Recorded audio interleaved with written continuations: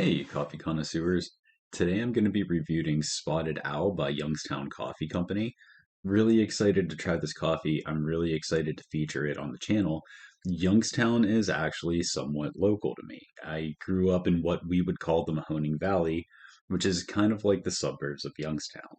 So I'm really excited, kind of tickled, and to be very honest, a little bit honored to feature a coffee from a company that is local to the place that I call home. But with that being said, because it does kind of have the home field advantage, I'm gonna hold the coffee to a little bit of a higher standard just to be fair. So I'm excited to get into this bag of coffee. So let's get into this bag of coffee.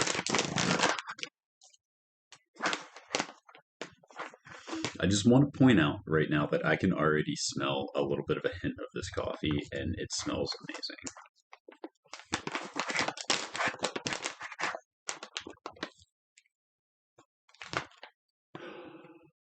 This smells like the coffee that I needed today. This has a light scent to it, a very mild and yet bold scent to it. This has a very nice and robust coffee scent to it. Based off of the smell, I'm assuming that this is going to be a lighter to a more medium roast coffee. I would say it's probably going to be a medium roast with a light body. And it has a little bit of an earthy hint to it. That being said, what do you say we get it brewing? While I wait for the coffee to roast, let's talk a little bit about Youngstown Coffee Company. They were established in 2017, and they focus on quality, freshness, and consistency using special coffee brewing software to ensure that every bag is the same as the last. Straight from their website, something that caught my eye says, "Our first priority is you. Our dedication to making every customer experience positive is not something we take lightly. We are always striving for new ways to make our customers happy and appreciate any feedback given. If you have any suggestions, comments, or questions or concerns, feel free to reach out at the email that they have provided on their website," which I think is really cool. And if you want to check out Youngstown Coffee Company, I will have a link to their website in the description of this video.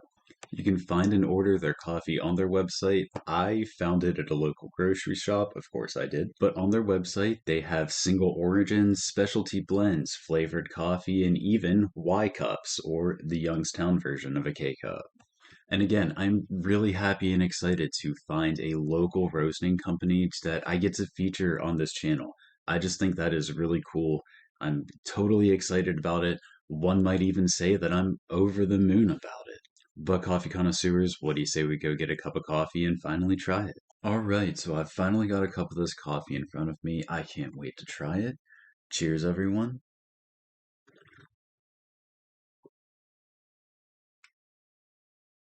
Oh, wow.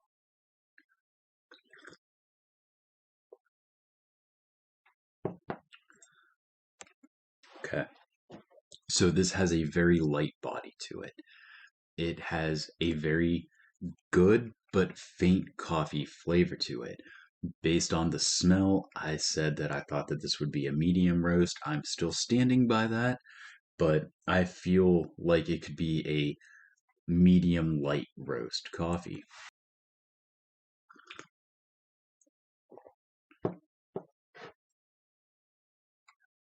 I would say that this has a very low acidity. There is a little bit. It is very mild, it's very faint, and it doesn't take away from the coffee. In fact, I would say that it adds a little bit of character to this coffee, especially because it has a bit of a lighter body. What I'm noticing on my palate, on my breath after I swallow the coffee, is a little bit of an earthy undertone. All in all, this is an awesome coffee to drink unsweetened. I'm very pleased with the way that this coffee is. The last thing that I want to talk about before we go and put a little bit of sweetener in this to see what it does is how smooth this coffee is. Even with a very mild hint of acidity to it, this coffee goes down smooth. I'm very impressed with this. All right, so I put a little bit of sweetener in this coffee and let's try it out.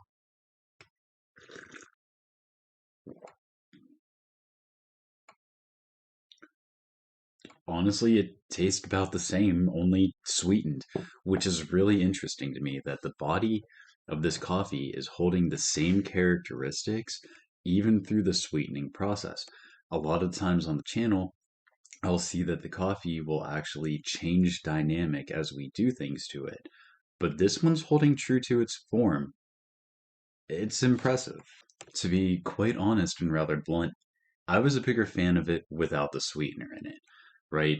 The amount of sweetener that I put in it when I sipped that, I was like, "Ooh, that's sweet." But I'm very impressed that the dynamic in the body of this coffee is staying consistent. So I just went through a little bit of milk in this to add a little bit of creamer to it. I kind of want to see what that's going to do. Better, better. Again, the coffee's holding the same general dynamic within the body of the coffee. The flavor is roughly about the same. The milk, however, was able to take a little bit of that sweetness away from it, and for me, that's a very positive thing. All in all, I loved it black with no sweetener, no creamer, and I like it sweetened with a little bit of creamer. Black with a little bit of sweetener in it, it was just a little bit too much for me. I feel like this coffee was a little bit too much for me with just a little bit of sweetener in it, simply because it has such a mild and light body. It's got a good flavor to it. Please don't get me wrong, it's got a good flavor to it. It's just very subtle and it's smooth. And so when I put the sweetener in it, it really kind of took away from that very subtle, very light, very mild flavor, and it just tasted sweet. It was just like licking sugar, and that was a little bit too much for me. To be totally honest and to be totally blunt, I could see some people finding this coffee a little bit bland, especially if you like a more of a defined medium roast or a defined dark roast. This definitely has a very light body. All in all, it's a good coffee. It just might not be for you. And that's okay. Personally, for me, I think this would make a really good morning coffee, especially on the mornings where I wake up and I'm not really feeling anything that has a bold flavor to it. This would be a really awesome coffee to start my day with on those days. All in all, I think this was a pretty good coffee. I really applaud it for how smooth it is. The aroma was wonderful. And to be honest, I would love to try some more of Youngstown Coffee Company's coffee. But coffee connoisseurs, I think that's all the time that I have for coffee review videos today. Have you ever heard of Youngstown Coffee Company? Would you like to see me try and review more of their coffees? If so, let me know in the comments below. Also, be sure to hit that subscribe button if you liked this video. Make sure notifications are on. I drop a new video every Sunday morning at 6 a.m. Eastern, so it'll be ready and waiting for you to enjoy with your morning coffee. But thank you all very much for watching. I really do appreciate it. I really do appreciate you, and I really do appreciate the time that you spend with me. I will catch you on the next one. Peace out, coffee connoisseurs. Bonus points because the top of this tore off really easily, unlike the other bags that I've dealt with that have made me look like an absolute idiot. Yeah, that's shout out. All right, so I finally got a frog in my throat. That little hint of the little hint of blah blah blah. If so, let me know. Let. I actually went and got myself some more of this coffee with just coffee in it. That's it, just coffee. Because I was really happy and really excited to be able to feature a local roasting company. I actually prepared a little bit of historical facts about Youngstown. In 1796, with some sources claiming 1797, surveyor John Young surveyed and laid out the town along the Mahoning River.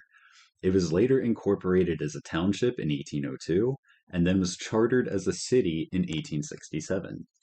Youngstown became known as the Steel Valley, with the industry starting in the early 1900s and abruptly ending September 19th, 1977, known as Black Monday, because we used to be known for the steel industry and it abruptly ended. It's why this area has become known as the Rust Belt.